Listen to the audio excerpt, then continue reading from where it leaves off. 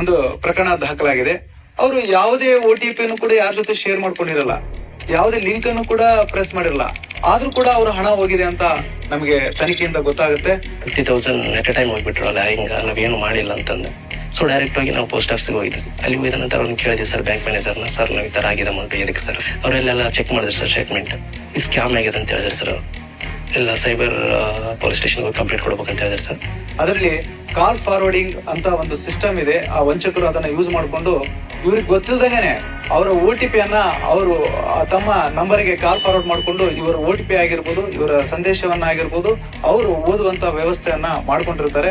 ನಮ್ಮ ನಂಬರ್ಗೆ ಕಾಲ್ ಫಾರ್ವರ್ಡ್ ಆಗಿದೆ ಅಂತ ಚೆಕ್ ಮಾಡ್ಕೋಬೇಕಾದ್ರೆ *#67# ಗೆ ಡಯಲ್ ಮಾಡಿದಾಗ ನಮ್ಮ ಕಾಲ್ಗಳು ಫಾರ್ವರ್ಡ್ ಆಗಿದವೋ ಅಥವಾ ನಮ್ಮ OTP ಬೇರೆಯವರಿಗೆ ಹೋಗ್ತಾ ಇದಾವೋ ಎಂಬುದನ್ನ ನಾವು ಚೆಕ್ ಮಾಡ್ಕೋಬೇಕು. ಅದನ್ನ ಸ್ಟಾಪ್ ಮಾಡ್ಬೇಕಂದ್ರೆ ನಾವು *002# ಗೆ ಡಯಲ್ ಮಾಡಿದಾಗ ನಮ್ಮ OTPಗಳು ಬೇರೆಯವ್ರಿಗೆ ಹೋಗೋದು, ನಮ್ಮ ಸಂದೇಶಗಳು ಬೇರೆಯವ್ರಿಗೆ ಹೋಗೋದನ್ನ